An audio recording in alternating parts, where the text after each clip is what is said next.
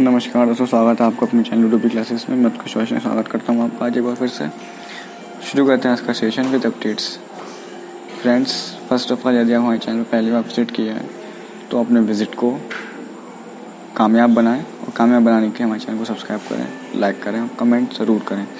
यदि आपको हमारे चैनल में कुछ प्रॉब्लम या कोई दिक्कत आती है, आपको लगता है कि ऐसा नहीं ऐसा होना चाहिए, तो प्लीज़ हमें वो सजेशन ज़रूर दें, क्योंकि हम नए सजेशनों का स्वागत करते हैं। हमें नई नई चीज़ें सीखने को मिले, चीज़ का हम स्वागत करते हैं। तो यही चीज़ हमें सीखनी है, नए जीवन में कुछ ना कुछ नया सीखने देना चाहिए। अगर उसी के लिए अगर आप हमको नया सजेशन देते हैं, कमेंट करते हैं, तो हम ज़रूर उसको एक्सेप्ट करेंगे। पहला क्वेश्चन है हमारा आज का कि बूबोनिक प्लेग रोग के संदिग्ध मिले हैं, तो वो किस देश में मिले हैं? तो वो देश है चीन में। 1 जुलाई को चीन में बूबोनिक प्लेग रोग के 2 संदिग्ध मामलों की सूचना मिली है। कितने रोग के मामलों की मिली है? 2 संदिग्ध मामले हैं जिनकी सूचना चीन को मिली है बूबोनिक प्लेग रोग नामक, 1 जुलाई को।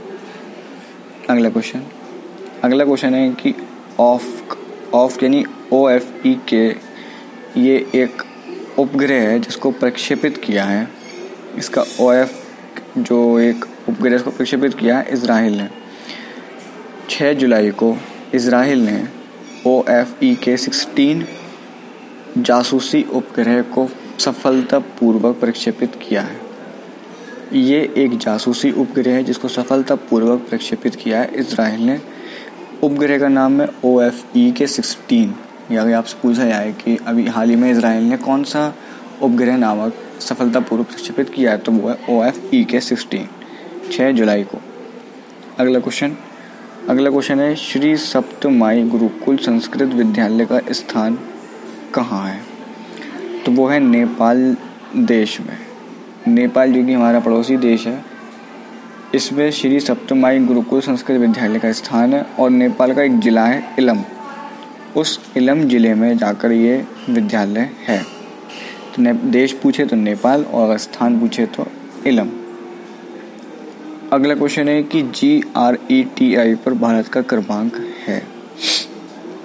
तो GRETI की जो फुल फॉर्म है वो है global real estate transparency index.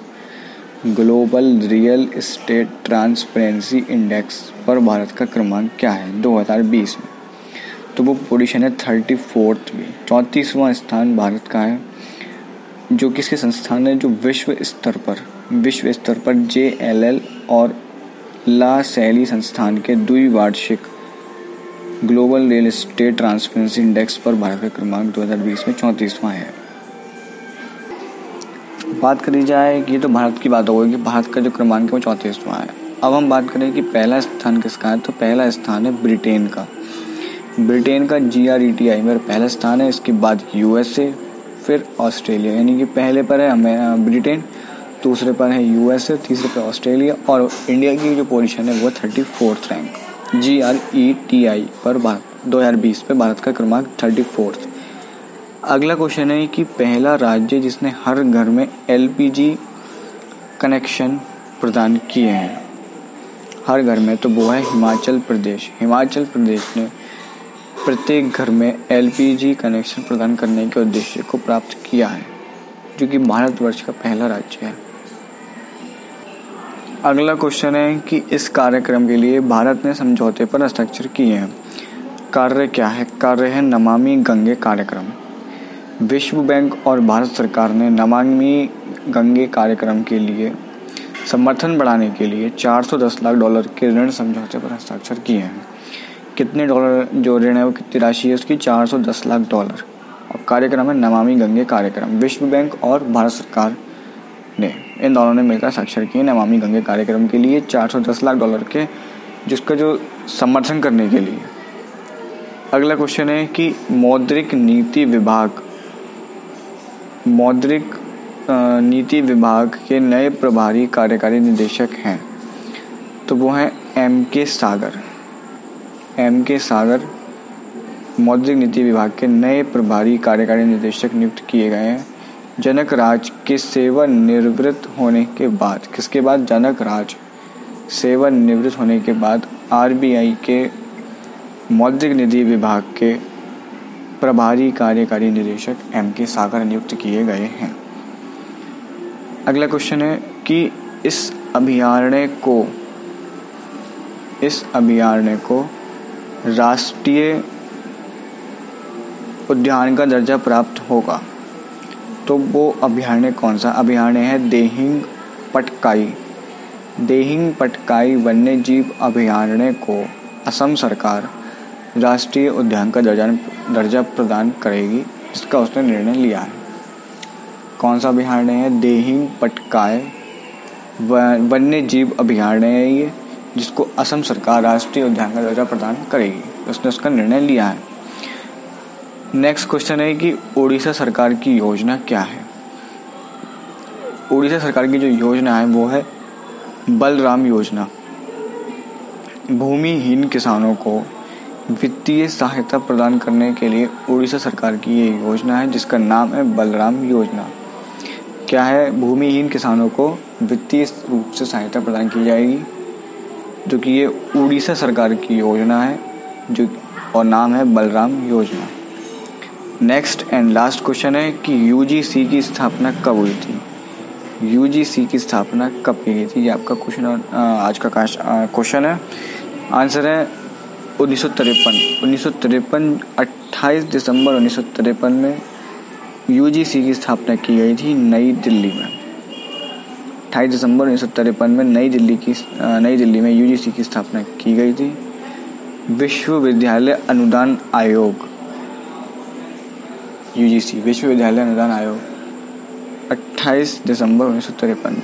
ये थी आज की अपडेट्स। अब बात करते हैं कल के क्वेश्चन की। कल का क्वेश्चन था आपका कि PRSI की स्थापना की गई थी। PRSI की स्थापना की गई थी 1958 मुंबई में।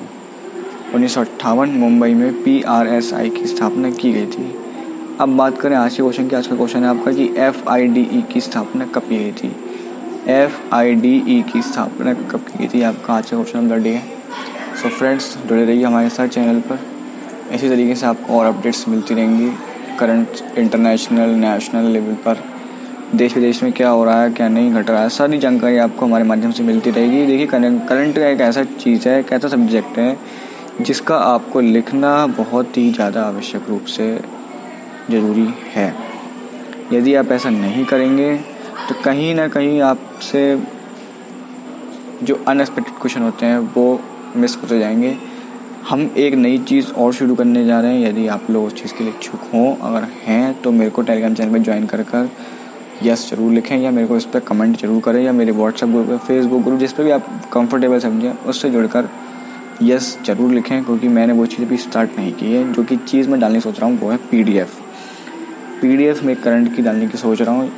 क्योंकि मेरे पास डिमांड नहीं है इस चीज़ की, इसलिए मैंने इससे पहले कभी सोचा नहीं। एक बंदे की मेरे पास रिक्वायरमेंट आई है कि सर आप उसकी PDF भी डाल दीजिए करिए रोज़, हम उससे नोट कर लिया करेंगे। तो अगर आप लोग सब लोग उसके बाद के लिए इच्छुक हों तो मेरे पास ज़रूर उसकी रिक्वायरमेंट भेजें। मैं नेक्स्ट डे से ज़रूर उस चीज़ को पूरा करूँगा। तो ये हमारी एक की रिक्वायरमेंट थी व्यूअर की। हमने बताया कि आप अगर हमको कमी लगती है आपको तो हमें बताएं, हम उस चीज़ को फुलफ़िल करने की कोशिश करेंगे। अगर आप सब लोग भी इच्छुक रखते हैं इस बात के लिए तो मुझे उस चीज़ की रिक्वायरमेंट ज़रूर दें।